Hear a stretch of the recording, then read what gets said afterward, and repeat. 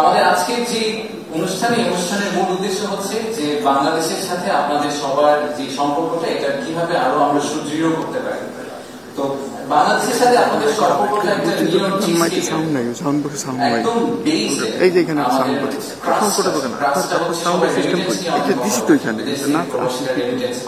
ওই যে দিছি সেটা অবশ্যই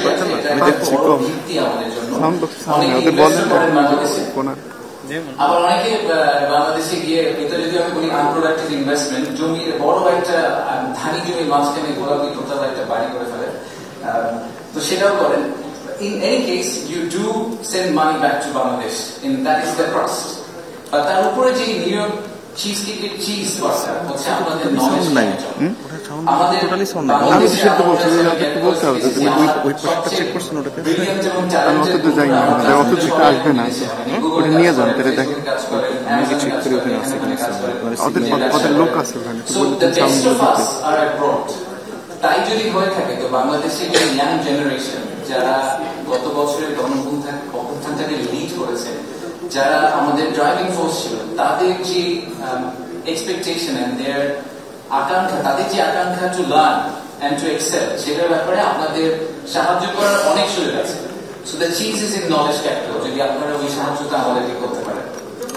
আর the topping of it is really if you are very successful here, the soft power you can give us. আমি জানি যে কিছুদিন পরে আমরা আশা করছি নিউ ইয়র্কের সুপ্রিম কোর্টে আমাদের জাজ হবেন বাংলাদেশি একজন, লুকিং ফরওয়ার্ড টু ইট। আমি জানি ন্যাশনাল এআই এক্সপার্ট হিসেবে কিছুদিন আগে একজনকে ঘোষণা করা হয়েছে, একজন বাংলাদেশি, উনিরাও এখানে আছেন অনেক। So thank you for that. আপনারা যখন এরকম অনেক সাকসেসফুল হন এটা আমাদের জন্য খুবই গর্বের বিষয়, এবং আসলে পলিসি লেভেলে তখন আপনারা হয়তো ইন্টারভিউ করতে পারেন, ইনফ্লুয়েন্স করতে পারেন, সেটা আমাদের জন্য অনেক বড় একটা ব্যাপার। তো যেহেতু এই মাইগ্রেশনটার একটা বড় অংশ হচ্ছে ইকোনমিক মাইগ্রেশন, তো আমি একটু বাংলাদেশের ইকোনমি দিয়ে শুরু করি। আমাদের দেশের কি অবস্থা আপনাদেরকে আপডেট দেওয়ার জন্য। So let's start with this very basic slide. আমাদের সবসময় আমরা বলেছি যে গণঅভ্যুত্থানের সময় আমরা যে দেশটাকে পেয়েছি সেখানে ইকোনমি একটা খুবই ডিফিকাল্ট সময় ভিতর দিয়ে যাচ্ছিল, অনেক কিছুতেই অনেক ধরনের সমস্যা আমরা আইডেন্টিফাই করেছিলাম।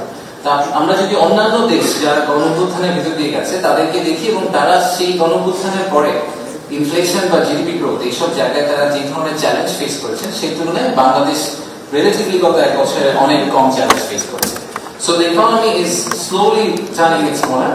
আমাদের যে চ্যালেঞ্জগুলো ছিল সেগুলোকে আমরা এখন পর্যন্ত মনে হচ্ছে আমরা মোটামুটি ওয়েদার করতে পেরেছি, নেভিগেট করতে পেরেছি। আমি যদি আরেকটু জুম ইন করি তাহলে ইনফ্লেশন নাম্বারটা যদি আপনারা দেখেন, ইনফ্লেশন নিয়ে মূল্যবৃদ্ধি, দ্রব্যমূল্যের দাম, এগুলো নিয়ে অনেক কথাবার্তা হয়। তো ইনফ্লেশনটা কিন্তু এখন একটা স্টেটে চলে এসেছে আমাদের সেন্ট্রাল ব্যাংকের কন্ট্রাকশনের মনিটারি পলিসির জন্য। মাঝখানে যে স্লাইডটা দেখা যাচ্ছে, মাঝখানে যে চার্টটা দেখা যাচ্ছে, এটাকে বলে purchasing managers index. Purchasing managers index basically shows the confidence of the business community in reinvesting. যদি স্কোরটা 50 এর বেশি হয় তাহলে সাধারণত বলা হয় এক্সপ্যানশনারি বিজনেস মাইন্ডসেট। তো এখন আমরা দেখতে পাচ্ছি স্কোরটা কনসিস্টেন্টলি 60 এর উপরে আছে। আর সবচেয়ে এই পাশে যদি আপনারা দেখেন তা আমাদের বাংলাদেশ ব্যাংকের যে রিজার্ভ, সেটা একটা বড় কনসার্ন ছিল সবসময়। আইএমএফ, ওয়ার্ল্ড ব্যাংক এবং বিদেশি বিনিয়োগকারীরা, বিদেশি ব্যাংকরা কনসিস্টেন্টলি আমাদেরকে বলে যে আমাদের ফরেন কারেন্সি রিজার্ভ নিয়ে একটা ইস্যু আছে। এই ইস্যুটা আমরা এখন মোটামুটি রিজলভ করে এসেছি। In fact record high foreign currency reserve আমাদের এখন আছে, despite paying back about $3 billion, যেটা আমাদের দেনা ছিল বিদেশি অনেক পার্টনারদের কাছে, সেগুলা পে ব্যাক করার পরেও আমরা এখন একটা স্টেডি স্টেজে এসেছি। সেই কারণে আপনারা হয়তো অনেকে যারা পেপার ফলো করেন জানবেন যে গত 2-3 মাসে ইনফ্যাক্ট আমাদেরকে ডলার মার্কেট থেকে কিনতে হয়েছে, কারণ টাকা অ্যাপ্রিসিয়েট করে চলে যাচ্ছে। So the trend we had যে লাস্ট 2-4 বছরে অনেকে হয়তো মনে আছে যে বাংলাদেশি টাকা 80 টাকা ছিল ডলারের সাথে, হঠাৎ করে লাভ দিয়ে 120 টাকা হয়ে গেল। এখন আমাদের এখানে স্টেডি ইনফ্যাক্ট মার্কেট থেকে কিনতে হচ্ছে না, আমাদের নেমে যাওয়ার একটা সম্ভাবনা আছে। So all this things give me confidence যে ইকোনমি ফাইনালি ইজ স্টেবিলাইজিং। তো বিরাট চেয়ারম্যান হিসেবে আমাকে সবাই জিজ্ঞেস করে এফডিআই তো আসছে না, এফডিআই কবে আসবে, দেশের তো বিদেশি বিনিয়োগ আসলে হচ্ছে না, আপনারা এখানে প্রেজেন্টেশন করেন। তো এফডিআই নাম্বারটা যদি আমরা দেখি, গত বছর একই সময়ের তুলনায় এফডিআই এখন আসলে অনেক বেশি। আমাদের বেসটা খুবই লো, সো এফডিআই অনেক বেশি হয়ে বড় কোনো ক্রেডিট নেওয়ার কিছু নাই, বাট অ্যাটলিস্ট আমাদের এই কনফিডেন্সটা আমরা পেতে পারি যে আসলে এফডিআই কমপ্লিটলি বন্ধ হয়ে যায়নি। এরকম বড় একটা ইভেন্টের পরে একটা সম্ভাবনা ছিলই যে বিদেশি বিনিয়োগকারীরা সবাই বললেন যে ওনারা আগামী 1-2 বছর একটু দেখবেন যে বাংলাদেশে কি অবস্থা হয়, তার পর্যন্ত ওনারা ইনভেস্ট করবেন না। কিন্তু সেটা আসলে হয়নি। আমরা দেখতে পাচ্ছি যে এফডিআই গত বছরের তুলনায় প্রায় দ্বিগুণ এবং গত বছরের তুলনায় আমরা প্রায় 76% জাম্প দেখতে পাচ্ছি। বেশ কিছু ইন্টারেস্টিং কোম্পানি ইনভেস্ট করেছেন। অনেকে বলে ইনভেস্টমেন্ট সামিট থেকে কি হলো, তো আমি যদি একটা এক্সাম্পল দিই, আমাদের চাইনিজ একটা গার্মেন্ট ম্যানুফ্যাকচারার প্রথম যেটা দেখতে পাচ্ছেন ওনারা একটা স্টেট অফ দি আর্ট চায়নার বেস্ট ইন ক্লাস টেকনোলজি নিয়ে বাংলাদেশে একটা ফ্যাক্টরি করছেন ইকোনমিক জোনে। সেটাতে প্রায় 25,000 লোকের কর্মসংস্থান হবে আগামী 3 বছরে। দ্বিতীয় যেটা আছে তাদের আরেকটা ইন্টারেস্টিং স্টোরি, অনেকেই আমরা যারা প্লেনে ট্রাভেল করি তারা দেখি যে অ্যামেনিটি কিট আমরা সবাই এনজয় করি। তো অ্যামেনিটি কিট যারা বানায় তারা আসলে ম্যাক্সিমাম টপ 3 আর all Chinese companies. So the second largest producer they are moving from China to Bangladesh. এগুলো আমাদের জন্য একটা বড় বড়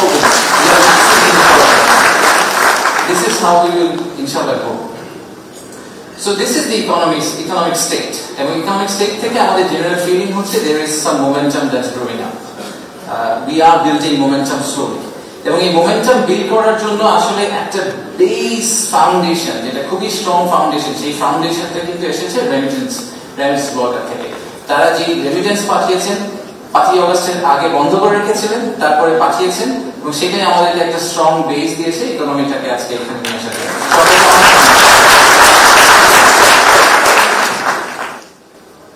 আমরা কি করছি? আপনারা তো অনেক কিছু করছেন, আমরা কি কিছু করছি কিনা, গত 1 বছরে আসলে প্রবাসীদের জন্য আমরা কিছু করলাম কিনা। তো প্রথমে আমি বিডার অ্যাঙ্গেল থেকে বলি, যেহেতু আমার সংস্থা, তো কয়েকটা জিনিস করেছি আমরা। প্রথমত আমরা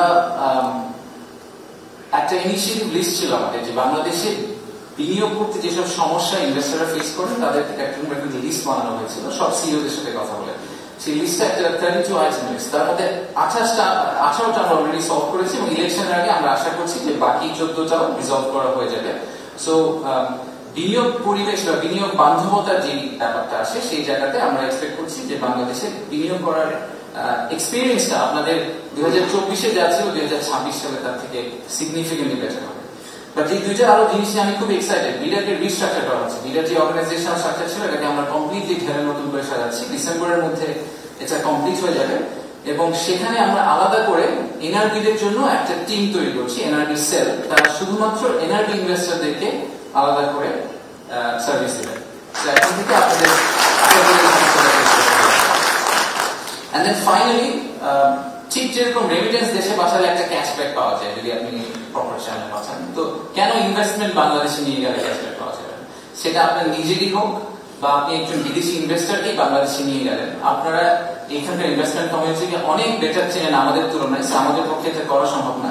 ঠিক সে কারণেই আমরা একটা ইনসেন্টিভ স্কিম চালু করছি, সেটাও এই 4th কোয়ার্টারে চালু হয়ে যাবে। So if you take $100 million back to Bangladesh government will pay you $1 million as a recognition for your facilitation exercise. So এটা আমরা চালু করে দিচ্ছি।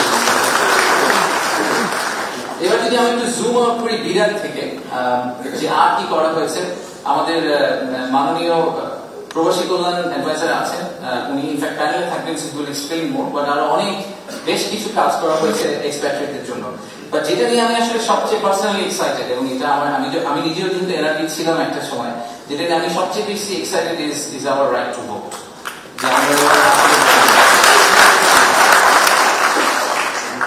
তো আজকে প্রথম আমরা আপনাদেরকে ভোটের প্রসেসটা একটু বলতে চাই। আমরা দুটো স্লাইড আছে, আমরা will explain how you will vote. So যেটা হবে, খুব শীঘ্রই আমরা একটা অ্যাপ লঞ্চ করবো বাংলাদেশ সরকার থেকে, যেখানে আপনারা আপনাদের যে পার্সোনাল আইডি আছে সেটা দিয়ে রেজিস্টার করতে পারবেন এবং রেজিস্টার করার পরে আপনারা সেখানে আপনাদের এখন যে বর্তমান ঠিকানাটা আছে সেই ঠিকানাটা দেবেন। এই ভোটটা পোস্টাল ভোট হচ্ছে, ঠিকানাটা প্লিজ ঠিকভাবে দিন যাতে অন্য কারোর কাছে আপনার ব্যালটটা চলে না যায়।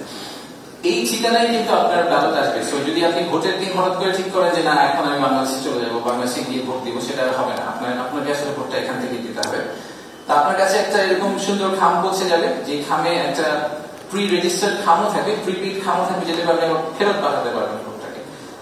একটা এরকম কাগজ যাবে ওই ভোটের মধ্যে, ওই খামের মধ্যে। সেই কাগজটাতে প্রত্যেকটা মার্কা দেওয়া থাকবে, প্রার্থীর নাম লেখা থাকবে না।